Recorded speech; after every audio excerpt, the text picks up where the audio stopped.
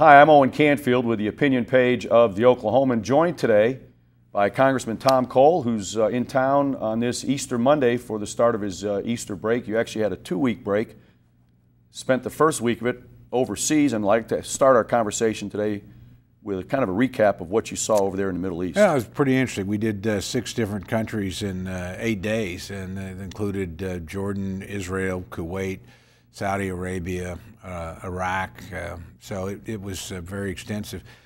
Frankly, the first impression you get is an area in turmoil, probably more turbulent than ever. Second, how much the Iranians are on the move everywhere. Right, we talked about that a little bit before we went on camera. Yeah. Elaborate on that just a little bit, if you would. They are active over the entire region.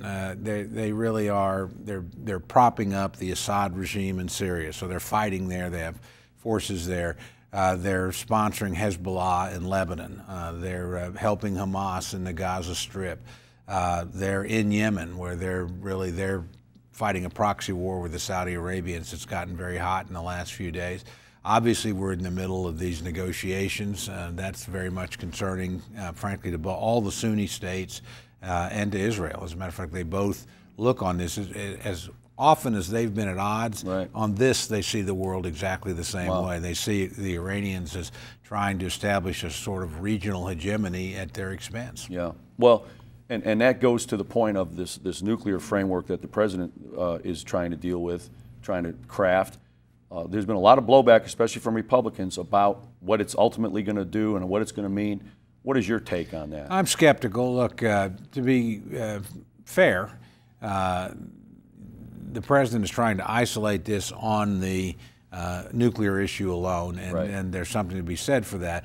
I look at the whole range of Iranian behavior, though, and they're still a state sponsor of terrorism. They're officially designated as that. They do more of it than anybody else in the world. They've never kept their agreements in the past, including the nuclear agreements up to this point. And I look at the record of the administration in recent years, where I think they've failed in Syria. I think they failed in the Ukraine. I think they failed in Libya. I think the president was clearly wrong about Yemen, which he called a success story a few months ago. You look at all that, you don't have a lot of confidence that they either understand the adversaries and the forces at work, or they have the will and the ability to actually control the situation. So letting the Iranians out of sanctions, which have worked, I mean, that's why they're at the negotiating table. They've taken a big hit. While they're engaged in all this other activity, and while they're such an unreliable, partner as a negotiator, strikes me as naive.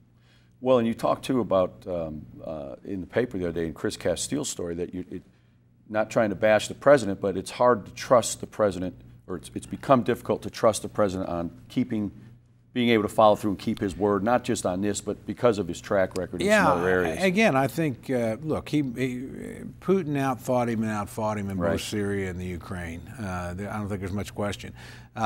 This administration intervened in Libya against Gaddafi, and the situation is worse, not better. I mean, it's now, ISIL is there, and there's terrorism emanating out of there. I think he almost put us on the wrong side in Egypt, where the army did emerge really as the force for stability, and yet he had us with the Muslim Brotherhood types in the street. And I think, he's just very naive about the Iranians. I think he wants to get the deal so bad that he is giving concessions he shouldn't. We went past the deadlines twice in the last couple of weeks that they were supposed to stop. And yet the president overruled and kept us at the table. Now, that tells me we were the ones making concessions at the end, not the Iranians. That's not where you want to be in a negotiation. So I think the president's hand would have been stronger to say, hey, just can't get there, get up and walk away. And then I think the Iranians may have come back. But look, I'm not trying to second guess the president, but there's a lot involved here. And it's clear that the Congress and the American people are very skeptical about the Iranians and the deal. He's going to have to sell this, and I think at the end, if he tries to get an agreement without congressional support, it certainly won't outlast his term, but honestly, it just won't have the credibility and force, because eventually, to get the sanctions off, you got to come back to Congress, because that's who put the sanctions on. Right.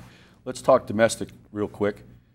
You're about to go out and see your constituents this week. What do you expect to hear most on the stump out there with the public? Well, they always surprise you because they're always independent thinking. But I think No doubt we'll talk about this Iranian situation quite a bit. This is a very military district with Tinker and Fort Sill, so it really pays attention to these kinds of things in a way that a lot of their folks get deployed if something happens. I think second, there's going to be a lot of concern about what's going on in the energy industry right now. I mean, we're seeing the consequences of that in our state between layoffs and budgetary shortfalls. It's part of the normal cycle of things, but you know, we've had a few pretty good years compared to the rest of the country. Been very energy driven. I think they'll be concerned about that.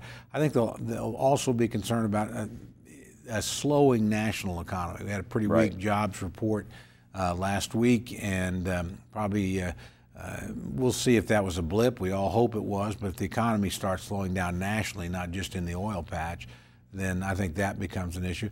And I also think finally, you know, the presidential season's kicking off. I guess Rand Paul is going to declare this week. Cruz is already in. There's other candidates, everything from Jeb Bush to Hillary Clinton to Scott Walker, that you know are going to be coming. So I think there's actually going to be a lot of interest about that as well. You mentioned the energy, and this is our last question.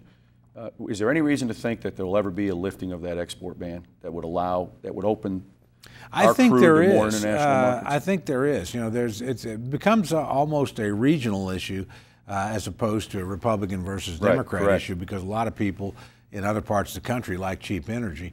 On the other hand, you know, cheap energy means we won't continue to produce at this level if we're stay at these prices. You already see rig counts coming down. So there's a huge advantage to us to export.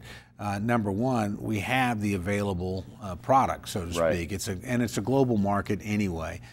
Finally, it gives us a geopolitical tool. The Russians have been able to sideline the Europeans to some degree over the Ukraine because they supply so much of the natural gas.